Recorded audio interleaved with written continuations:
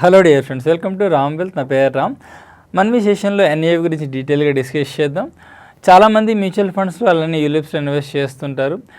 ఈ mutual fund unit value అలానే ULIPs unit వాల్యూని ఎన్ఏవిగా చెప్తూ ఉంటాం. అసలు ఎన్ఏవి అంటే ఏంటి? చాలామందికి ఎన్ఏవి గురించి పూర్తి క్లారిటీ ఉండదు. ఎన్ఏవి అంటే నెట్ అసెట్ వాల్యూ. ఈ సెషన్లో ఎన్ఏవి గురించి డీటెయిల్గా డిస్కస్ చేద్దాం. అలానే ఎన్ఏవి ఎలా క్యాలిక్యులేట్ చేస్తారు, ఎన్ఏవి సంబంధించి కొన్ని మిస్కన్సెప్షన్స్ ఉంటూ ఉంటాయి. ఎన్ఏవి తక్కువగా ఉన్నప్పుడు మనం యూనిట్స్ కొనుక్కున్నట్టయితే మనకి ఎక్కువ యూనిట్స్ వస్తాయని చెప్పి, సో ఇలాంటి మిస్కన్సెప్షన్స్ గురించి కూడా క్లారిటీ ఇస్తాను. అలానే మోస్ట్ ఇంపార్టెంట్లీ ఎన్ఏవి పెరగటాన్ని తగ్గటాన్ని బేస్ చేసుకుని మన ఇన్వెస్ట్మెంట్ వాల్యూ పెరుగుతుందా తగ్గుతుందా, ఎంత పర్సంటేజ్ పెరుగుతుంది, ఇవన్నీ కూడా డిస్కస్ చేద్దాం డీటెయిల్గా. మనం ఎన్ఏవిని ఒక ఎగ్జాంపుల్తో అండర్స్టాండ్ చేసుకుంటాం, సో దట్ మీకు ఫెయిర్ క్లారిటీ వస్తుంది. డీటెయిల్గా డిస్కస్ చేద్దాం. ఎగ్జాంపుల్కి వెళ్ళే ముందు ఎన్ఏవి డెఫినేషన్ మనం చూసినట్టయితే assets minus liabilities divided by total number of units issued to the investors. So ఇది ఎన్ఏవి క్యాలిక్యులేషన్ డెఫినేషన్ అనమాట. ఇక్కడ అసెట్స్ అంటే మ్యూచువల్ ఫండ్ వచ్చేసి స్టాక్స్లో ఇన్వెస్ట్ చేయొచ్చు, కొంత బాండ్స్లో ఇన్వెస్ట్ చేయొచ్చు, అలానే కొంత క్యాష్ కూడా మెయింటైన్ చేస్తుంటుంది. రిడమ్షన్స్ వస్తూ ఉంటాయి కాబట్టి అది పే చేయడానికి. ఓకే, ఇంకా లయబిలిటీస్ అంటే లైక్ రిడమ్షన్ పేమెంట్స్ రావచ్చు, కొంతమంది ఇన్వెస్టర్స్ రిడీమ్ చేసుకోవచ్చు, అది లయబిలిటీ అవుతుంది. అలానే ఫండ్ మేనేజ్మెంట్ ఛార్జెస్ ఉంటుంది కదా, అది కూడా లయబిలిటీ అవుతుంది. సో అసెట్స్లోంచి లయబిలిటీస్ తీసేసి నెంబర్ ఆఫ్ యూనిట్స్ డివైడ్ చేసినట్టయితే మనకి ఎన్ఏవి వాల్యూ వస్తుంది. ఇప్పుడు ఎగ్జాంపుల్ చూద్దాం మనం. ఒక మ్యూచువల్ ఫండ్ కంపెనీ ఒక మ్యూచువల్ ఫండ్ స్కీమ్ని ఒక 100 crores స్టార్ట్ చేసింది, డిఫరెంట్ ఇన్వెస్టర్స్ దగ్గర నుంచి అమౌంట్ కలెక్ట్ చేసి. జనరల్గా మ్యూచువల్ ఫండ్ స్టార్ట్ చేసేటప్పుడు ఎన్ఏవి వాల్యూ 10 ఉంటుంది. అంటే యూనిట్స్ ఎన్ని వస్తాయి? ఇక్కడ 10 crores వస్తాయి. ఓకే, సో ఈ 100 crores-ని 90 crores స్టాక్స్లో డిఫరెంట్ కంపెనీస్లో షేర్స్లో ఇన్వెస్ట్ చేసింది. ఒక 10 crores ఏమో క్యాష్ లాగా అట్టే పెట్టుకుంది, ఎందుకంటే ఈవెన్ యూనిట్స్ రిడమ్షన్కి వచ్చినట్టయితే పే చేయాలి కాబట్టి. ఈ మ్యూచువల్ ఫండ్ స్కీమ్లో మీరు ఒక 50,000 ఇన్వెస్ట్ చేశారనుకోండి, మీకు స్టార్టింగ్లో ఎన్ని యూనిట్స్ వస్తాయి? 50,000 డివైడ్ బై 10, 5,000 యూనిట్స్ వస్తాయి. 1 year తర్వాత మనం ఈ మ్యూచువల్ ఫండ్ని చెక్ చేసినట్టయితే 90 crores స్టాక్స్లో ఇన్వెస్ట్ చేశారు కదా, దాని వాల్యూ 112 crores అయింది అనుకుందాం. ఇప్పుడు టోటల్ ఫండ్ వాల్యూ ఎంత అవుతుంది?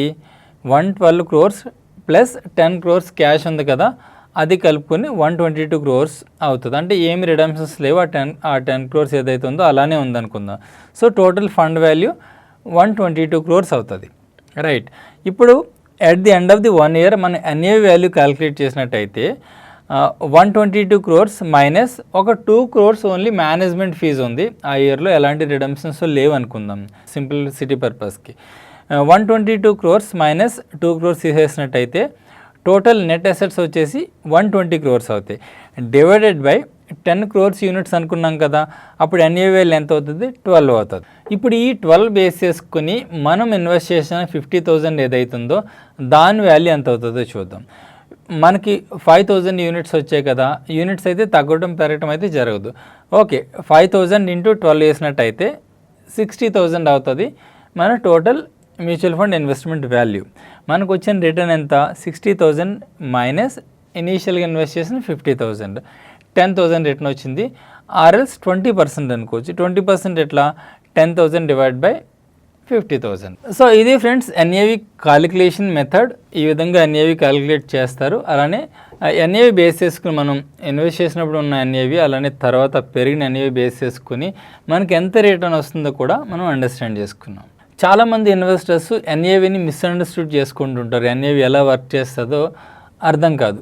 ఫస్ట్ మిస్కన్సెప్షన్ వచ్చేసి ఎన్ఏవి తక్కువగా ఉన్నట్టయితే ఎక్కువ యూనిట్స్ వస్తాయి మనకని చెప్పి చాలామంది యాక్చువల్గా అడ్వైజర్స్ కూడా మిస్గైడ్ చేస్తుంటారు ఇన్వెస్టర్స్కి మ్యూచువల్ ఫండ్స్ నమ్మటం కోసం. ఎన్ఏవి తక్కువ ఉంది, ఇప్పుడు ఇన్వెస్ట్ చేయండి, సో మీకు ఎక్కువ యూనిట్స్ వస్తాయని చెప్పి. అది వన్ ఆఫ్ ది మిస్కన్సెప్షన్ అనమాట. దీన్ని కూడా మనం ఒక ఎగ్జాంపుల్తో అండర్స్టాండ్ చేసుకుందాం. సో అది కరెక్ట్ వే కాదు. ఫర్ ఎగ్జాంపుల్ మనం ఒక 1,000 rupees ఒక 2 స్కీమ్స్లో ఇన్వెస్ట్ చేసామనుకుందాం. ఒక స్కీమ్ వచ్చేసి ఎన్ఏవి వాల్యూ 10 ఉంది, ఇంకొక స్కీమ్ వచ్చేసి 100 ఉంది. మనకి 10 ఉన్న స్కీమ్లో ఎన్ని యూనిట్స్ వస్తాయి? 1,000 డివైడ్ బై 10 వేసుకున్నట్టయితే 100 యూనిట్స్ వస్తాయి. 100 ఎన్ఏవి ఉన్న స్కీమ్లో ఎన్ని యూనిట్స్ వస్తాయి? 10 వస్తాయి. రైట్, 10 యూనిట్స్ ఇంటూ 100 అనుకుంటే 1,000 అయిపోయింది కాబట్టి. సో ఒక 1 year తర్వాత 20% ఫండ్ వాల్యూ పెరిగింది అనుకోండి. సో 10 ఉన్నదంతా NAV ఎంత అవుతుంది? ఇప్పుడు ఆల్రెడీ మనం చూసుకున్నాం కదా, 20% 10కి యాడ్ చేసినట్టయితే 12 అవుతుంది. 100 ఉన్న NAV ఎంత అవుతుంది? 120 అవుతుంది. సో ఇప్పుడు మీరు ఫండ్ వాల్యూ క్యాలిక్యులేట్ చేసుకున్నట్టయితే 12 ఇంటూ 100 యూనిట్స్ వేసుకున్నట్టయితే 1200 అవుతుంది. అలానే 120 ఇంటూ 10 యూనిట్స్ వేసుకున్నా కూడా 1200 అవుతుంది. సో మనకి ఎలాంటి డిఫరెన్స్ రాదు ఫండ్ వాల్యూలో. So 2 different schemes almost similar kind of కంపెనీస్లో ఇన్వెస్ట్ చేస్తుంటే NAV తక్కువ ఉన్నా NAV ఎక్కువ ఉన్నా కూడా మనకి ఫండ్ రిటర్న్స్లో ఎలాంటి డిఫరెన్స్ రాదు.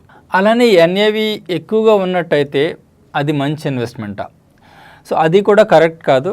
ఎందుకంటే NAV ఎక్కువగా ఉన్నా కూడా హిస్టారికల్గా మేబీ చాలా ఇయర్స్ నుంచి అది ఉంటూ ఉండొచ్చు. హిస్టారికల్గా సరిగా పర్ఫామ్ చేసిందా లేదన్నది మనం చెక్ చేసుకున్న తర్వాత మాత్రమే అందులో ఇన్వెస్ట్ చేస్తుండాలి. అలానే ఎలాంటి ఫండ్ మేనేజర్ దీన్ని మేనేజ్ చేస్తున్నారు, ఆ ఫండ్ మేనేజర్ పర్ఫార్మెన్స్ ఎలా ఉంది, ఎలా ప్రొవిడెంట్గా ఈ ఫండ్ని మేనేజ్ చేస్తున్నాడా లేదా, ఇవన్నీ చెక్ చేసుకున్న తర్వాత మాత్రమే ఇన్వెస్ట్ చేస్తుండాలి. ఇంకా మనం ఇన్వెస్ట్ చేసిన తర్వాత NAV వాల్యూ బాగా పెరిగింది అనుకోండి, వితిన్ 1 yearలోనే దాన్ని అమ్మేసేసి ప్రాఫిట్ బుక్ చేసుకోవాలి, ఇలా ఆలోచిస్తుంటారు చాలామంది.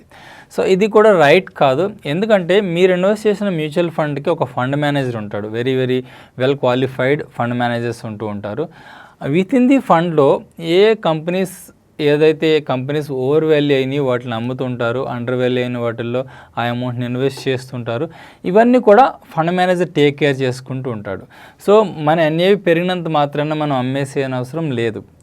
ఈ మ్యూచువల్ ఫండ్స్ ఎప్పుడు కూడా long term point of view, అంటే 5 years 10 years 15 years ఇలా ఇన్వెస్ట్ చేసినట్టయితే మన వెల్త్ మల్టిప్లై చేసుకునే అవకాశం ఉంటుంది. జస్ట్ వితిన్ 1-2 yearsలోనే మనకు 20-30% ప్రాఫిట్ వచ్చినంత మాత్రాన దాన్ని అమ్మేసేసి ప్రాఫిట్ బుక్ చేసుకోవాలని మాత్రం అనుకోకండి. మ్యూచువల్ ఫండ్స్ని షేర్స్ లాగా ట్రేడింగ్ చేయకండి మ్యూచువల్ ఫండ్స్తో. సో ఇది ఫ్రెండ్స్ NAV సంబంధించి ఎలా క్యాలిక్యులేట్ చేస్తారో, మనం ప్రాఫిట్ అండ్ లాస్ని ఎలా చూసుకోవచ్చు NAV బేస్ చేసుకుని, అలానే NAV సంబంధించిన మిస్కన్సెప్షన్స్ గురించి. హోప్ మీకు నచ్చింది అనుకుంటా. మీకు ఇంకా డీమెట్ అకౌంట్ లేనట్టయితే నేను వీడియో డిస్క్రిప్షన్లో జీరోదో అలానే other discount brokers account opening links ఇచ్చాను. మీరు ఆ లింక్స్ యూజ్ చేసుకుని మీ డీమెట్ అకౌంట్ ఓపెన్ చేసుకోండి, సో దట్ మీరు కూడా మమ్మల్ని సపోర్ట్ చేసిన వాళ్ళు అవుతారు. Thank you so much friends.